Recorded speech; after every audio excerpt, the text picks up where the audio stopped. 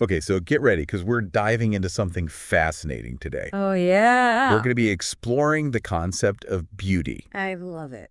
specifically what the ancient Greek philosophers called true beauty, Oh, ooh, very cool. and how you perceive it. Nice. Think of this like a mini personality test meets Philosophy 101 I'm ready. from the Spiritual Seek. Always a good source. Right. Love them.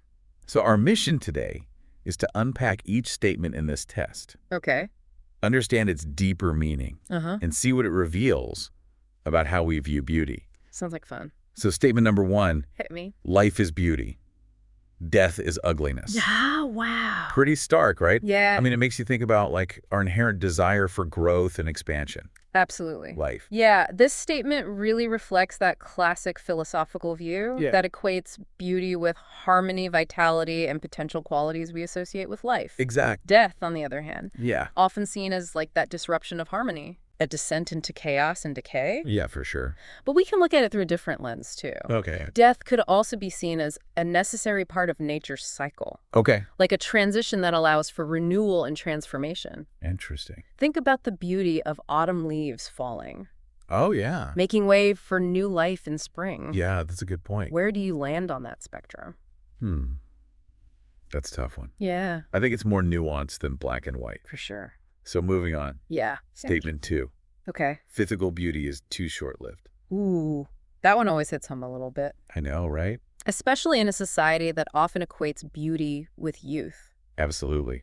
It's true that our culture emphasizes those fleeting physical attributes, Yeah. but this statement, Yeah. it really invites us to consider a deeper, more enduring kind of beauty. I like that. Think about like the captivating allure of a weathered face, Oh, yeah? etched with the stories of a life well lived. Or the mesmerizing grace of an elderly dancer who moves with the wisdom of experience. Wow. These are forms of beauty that transcend the superficial Right. and speak to the richness of the human spirit.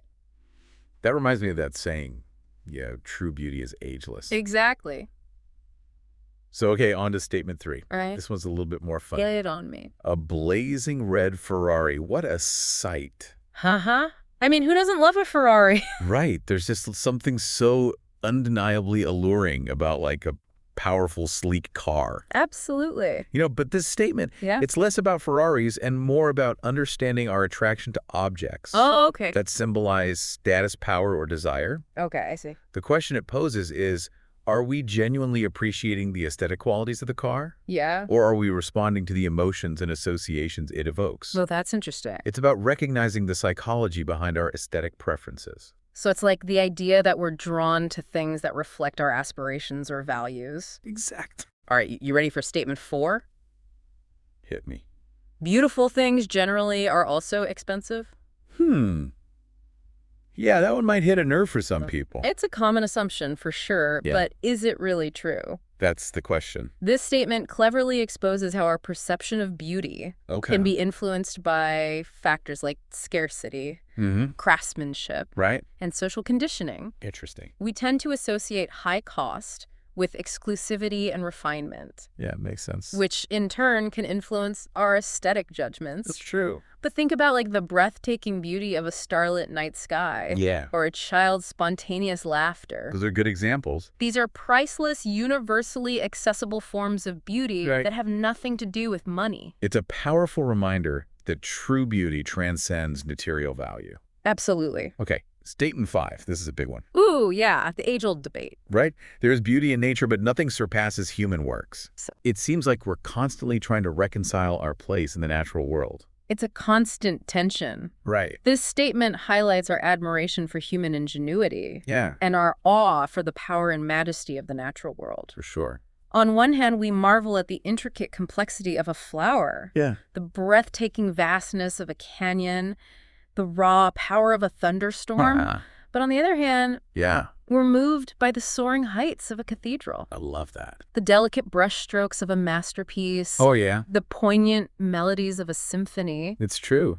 Ultimately, it's about recognizing that beauty exists in both realms, Yeah, and perhaps the most profound beauty lies in the interplay between the two. I think you're right. It's a beautiful dance. Okay, last statement. Right, brain on. Our world is beautiful and perfect as it is, Mm. but not everyone can see it. I like that word. It's a hopeful sentiment, right? It is. But it also kind of hints at that subjective nature of beauty. What's interesting here is that it suggests that a true appreciation of beauty requires a certain level of awareness or sensitivity. Okay. It echoes that ancient Greek concept of kalokagathia, Oh, wow. which linked beauty with moral goodness and spiritual refinement. Interesting. This statement, it challenges us to cultivate a deeper way of seeing, I see. one that allows us to perceive the inherent beauty in all things. Yeah. Even amidst imperfection and complexity. That's a good point. So it's like we need to train our minds, Yeah. even our hearts, to truly appreciate the beauty that surrounds us. I love that. So while this test from the Spiritual Seek doesn't give us a neat score or a definitive answer, Yeah. it does leave us with a lot to ponder. Absolutely. It encourages us to embark on a lifelong journey Yes. of exploring and expanding our understanding of beauty. A journey that's ultimately about connecting with something larger than ourselves. And that, I think, is the most beautiful thing of all. Couldn't agree more. Well, that's it for this deep dive into beauty. That was great. As always, the Spiritual Seek never disappoints. So much to think about. Very good. Until next time. Keep those eyes open. Yes. You might be surprised by the beauty you discover in unexpected places. I'm sure we will. All right. Thanks for joining us. It's been a pleasure.